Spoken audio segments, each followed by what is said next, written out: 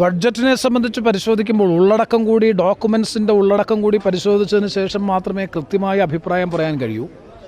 പക്ഷെ ഒരു കാര്യം വ്യക്തമാണ്, ബീഹാർ സംസ്ഥാന നിയമസഭയിലേക്കുള്ള തെരഞ്ഞെടുപ്പിനെ മുന്നിൽ കണ്ടുകൊണ്ട് നടത്തിയിട്ടുള്ള പ്രഖ്യാപനങ്ങൾ ബഡ്ജറ്റിൻ്റെ തന്നെ നന്മയെ തകർക്കുന്നതാണ്.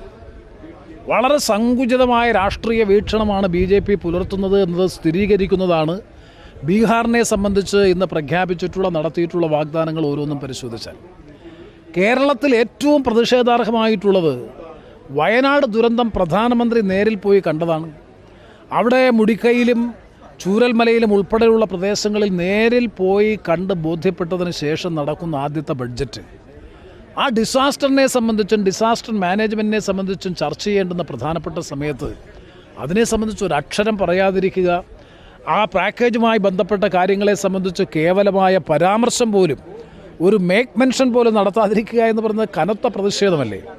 അപ്പോൾ ഇത് കേരളമടക്കമുള്ള ദക്ഷിണേന്ത്യൻ സംസ്ഥാനങ്ങളെ സംബന്ധിച്ചിടത്തോളം ഇപ്പോൾ കേന്ദ്ര ഗവൺമെൻറ് അനുവർത്തിക്കുന്ന ഒരു നയം ഗൗരവതരമായ പരിശോധനയ്ക്ക് വിധേയമാക്കേണ്ടതാണ്.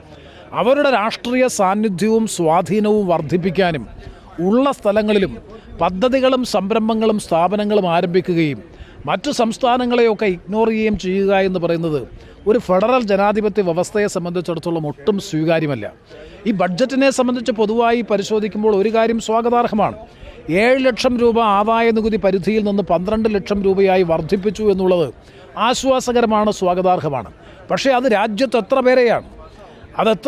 എത്ര സാലറീഡ് ക്ലാസ് ആയിട്ടുള്ള ഒരു മധ്യവർഗ വിഭാഗത്തിന് ആനുകൂല്യം നൽകുന്നതാണ്. പക്ഷേ അത് ഉയർത്തി കാണിച്ചുകൊണ്ട് ഇതൊരു ജനപ്രിയ ബഡ്ജറ്റാണ് എന്ന് വരുത്തി തീർക്കാൻ വേണ്ടിയിട്ടുള്ള പരിശ്രമമാണ് ഇന്ന് BJP നടത്തിക്കൊണ്ടിരിക്കുന്നത്. കാർഷിക മേഖല പരിശോധിച്ചാൽ, വ്യാവസായിക മേഖല പരിശോധിച്ചാൽ, തൊഴിലില്ലായ്മ എന്ന ഏറ്റവും ഗൗരവതരമായിട്ടുള്ള രാഷ്ട്രീയ പ്രശ്നം, സാമൂഹ്യ പ്രശ്നം അഡ്രസ്സ് ചെയ്യുന്ന കാര്യത്തിൽ ഈ കാര്യങ്ങളിലൊന്നും കാര്യമായിട്ടുള്ള ഒരു ഇടപെടൽ ഗവൺമെൻറ്റിൻ്റെ ഭാഗത്തുനിന്ന് ഉണ്ടാകുന്നില്ല.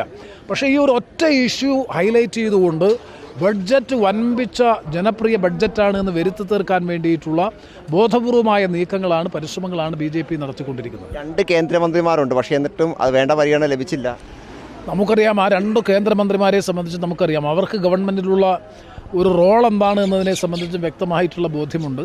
ഇതെല്ലാം രാഷ്ട്രീയ തീരുമാനമാണ്, BJPയുടെ രാഷ്ട്രീയ തീരുമാനമാണ് ഈ അവഗണനയ്ക്ക് വിധേയമാവുന്നതിൻ്റെയൊക്കെ പ്രധാനപ്പെട്ട കാരണം എന്ന് തന്നെയാണ് എൻ്റെ വിശ്വാസം.